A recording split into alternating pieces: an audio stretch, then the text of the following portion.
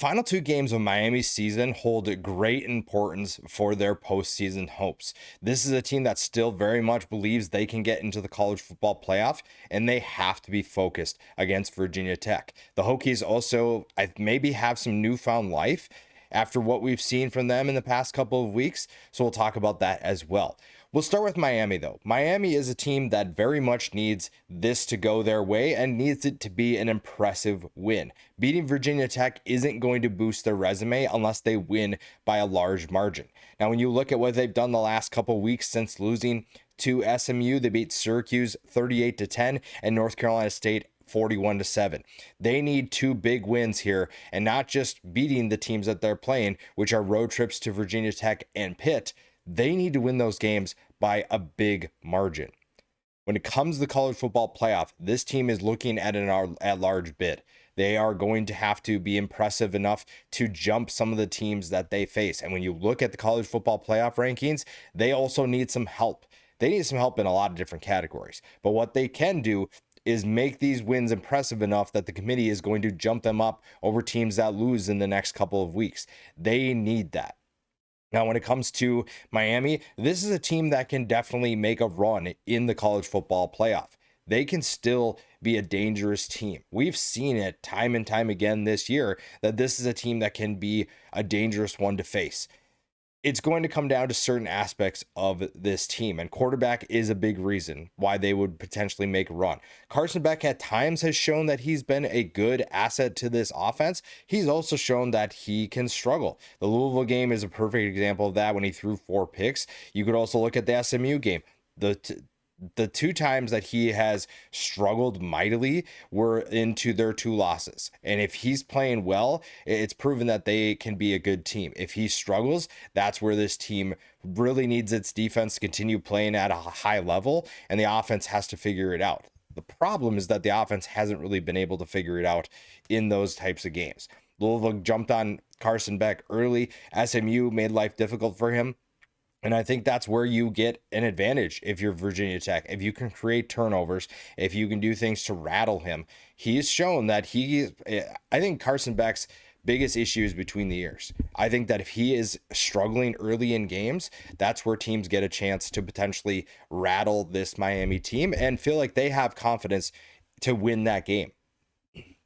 When it comes to Virginia Tech, though, there's a reason why Miami is favored by what they're favored by. There's a reason why they're double-digit favorites. Virginia Tech has not been having a good year. Virginia Tech is a team that is expected to lose this game. So they really have nothing to lose in a way. They have nothing to worry about, and maybe they have new energy. You just hired James Franklin. Virginia Tech's in a tough place, and all of a sudden they have this juice. James Franklin, I think, is going to do great things for this program, and Virginia Tech should be excited about the future of where this thing is headed. Now, maybe that gives them new life. We've seen in the past when you hire a new coach that this team that is currently here gets this new energy to play really well. And Virginia Tech would like nothing more than to ruin Miami's playoff hopes, to ruin the run that they're trying to make. That would be a very exciting thing. And again, turnovers for them is going to be a huge thing. But also, they need their quarterback to play well. Kyron Jones so far this year has been very underwhelming. I think that he was, not that you thought he was going to be elite, but I don't think a lot of people expected him to struggle as much as he has this year. Now, this is a Virginia Tech team that has showed some sort of life. When you look at some of the wins that they have, you've seen, they beat Cal. They did beat NC State. Some of the games that they've lost, though, you've seen those other teams kind of pull away. The game against Florida State, 34-14. Louisville, they kind of kept it closer than I think people expected, 28-16. Virginia Tech, 35-20. Wake Forest, 30-23. So there have been games that, even though it feels like that the team that won didn't have too many issues, it was closer than a lot of people expected. So how do you keep this game close? It really comes down to the consistency of this Virginia Tech team. It's clear that they're not a very good team, and they did find a way to reach all of their ceilings, their collective ceiling. They also need this fan base to show up and be impactful in this game. Virginia Tech's fan base can make an impact. This is a stadium that can be a problem for anybody going into it. And Miami's going to learn pretty quick with James Franklin that this stadium is going to come back to life. Now, if they can get a preview of that early, that's going to be terrifying. And this fan base, I think, is ready for some success. Now, it's not going to be this year, obviously, but this is a team that can definitely head in the right direction under this new leadership. Now, this game specifically is where you probably want them to show that this is where we're going to head. Even though James Franklin isn't the head coach, you want to see some life. And you can kind of play a little bit more free. This defense isn't the most elite defense, but they have some guys that can make problems for Miami. Now, you have to keep certain players like Malachi Tony in front of you. You have to keep the explosive players in check. You cannot give up big plays. Big plays are going to silence the crowd. They're going to build momentum for Miami, and that's not what you need. If you want a blueprint of how to do it, you look at that Louisville loss, you look at that SMU loss. Because if you're going to pull off an upset, you need to do things that you maybe haven't done before.